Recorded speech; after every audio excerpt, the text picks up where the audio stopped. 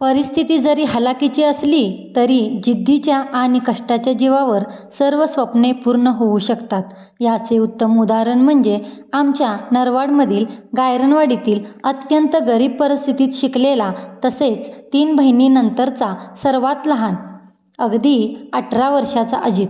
12वी नंतर इंजिनिअरिंग करत करत वर्षे 18 वर्ष पूर्ण नसताना देखील इंडियन आर्मीचे स्वप्न उराशी बाळगून होता. घरची कामे, जनावरे, इंजिनिअरिंग करत करत त्याने जिद्द आणि कष्टाच्या जीवावर अग्निवीरमध्ये GD ही पोस्ट प्राप्त केली. अगदी कमी बोलणारा पण सर्वांशी आदराने वागणारा अजित फौजी झाला म्हटल्यावर आम्ही त्याचा छोटासा सत्कार समारंभाचा कार्यक्रम घेतला, जेणेकरून आमच्या अंगणवाडीतील मुलांवर त्याचा प्रभाव पडेल आणि तीही काहीतरी शिकतील. फौजी झालो हा आनंद चेहऱ्यावर घेऊन अजितने आमच्या अंगणवाडीमध्ये एंट्री केली.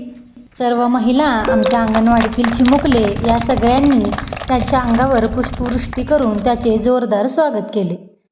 त्याचा छोटासा सत्कार घेण्यात आला.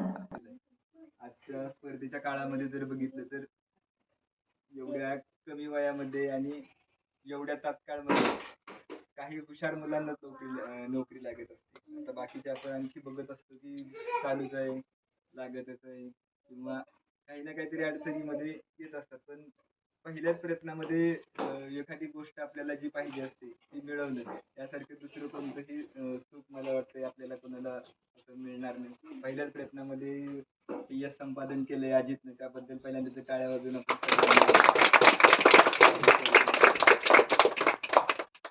मोठ्या देशामध्ये आपल्या देशाचं रक्षण करण्याचं सौभाग्य ते काही लोकांनाच मिळत असतं आणि त्यापैकी आपल्या गावचा सुपुत्र अजित चव्हाण ज्याला ती संधी प्राप्त झालेली आहे. आता थोड्याच दिवसामध्ये ट्रेनिंगसाठी सुद्धा आणि त्यानंतर देशाच्या कर्तव्यावरती जाऊन त्या ठिकाणी सुद्धा आपल्या गावाचं नाव, आपल्या गायरनवाडीचं नाव नक्कीच उज्ज्वल करेल.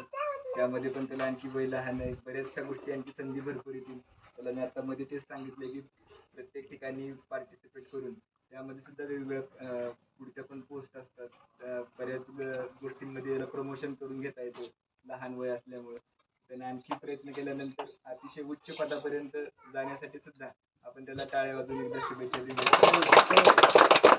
मला सर्वांना विश्वास आहे की 100% असंच आणखी एक वेळेस मोठी पोस्ट मिळाल्यानंतर गावातर्फे असंच सगळ्यांसमोर एक मोठा सत्कार आयोजित करण्याची आम्हाला संधी द्यावी, म्हणजे त्यामुळे परत आणखी एक वेळेस गावाचं नाव उज्ज्वल होईल आणि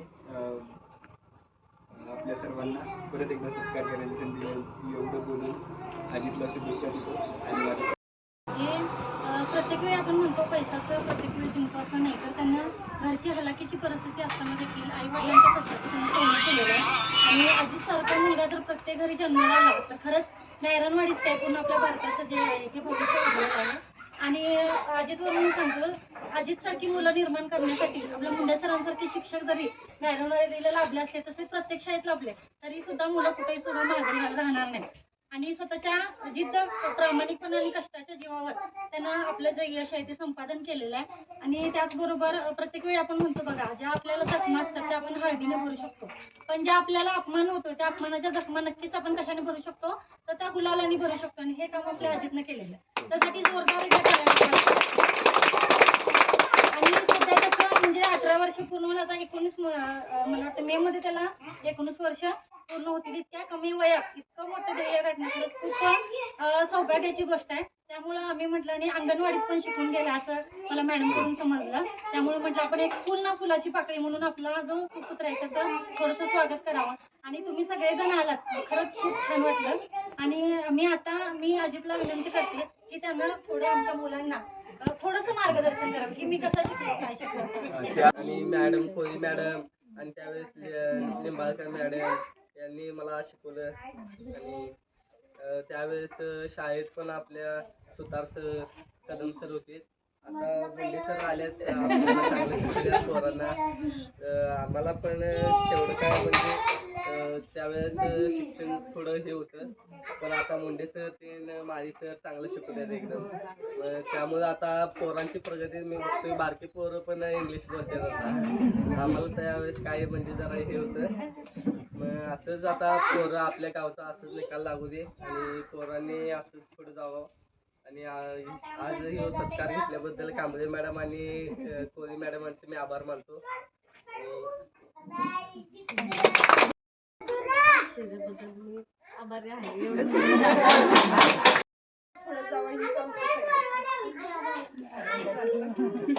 अजितच्या सत्कार समारंभासाठी माझ्या अंगणवाडीतील सर्व माता पालक आनंदाने उपस्थित राहिल्या होत्या व सर्वजण त्याची चौकशी करत होत्या. सर्वांनी अजितला पुढील वाटचालीसाठी शुभेच्छा दिल्या आणि पेढे वाटून सर्वांचे तोंड गोड करण्यात आले. प्रत्येक आईला आपलं मूल हे लहानच असतं. त्यांना असं वाटत होतं की अजून 2-3 वर्ष अजित त्यांच्यासोबत राहिला असता तर बरं झालं असतं. त्यांना नोकरी लागलेल्याचा आनंद होता, पण तो त्यांच्यापासून दूर जाणार याचं दुःख मात्र त्यांच्या मनात होतं. त्यानंतर आम्ही अजितला पुढील वाटचालीसाठी शुभेच्छा दिल्या. सर्व आई-वडिलांचे प्रत्येक मुलाने असे स्वप्न पूर्ण करावे ही इच्छा व्यक्त केली. चला तर भेटूया पुढील व्हिडिओमध्ये. धन्यवाद.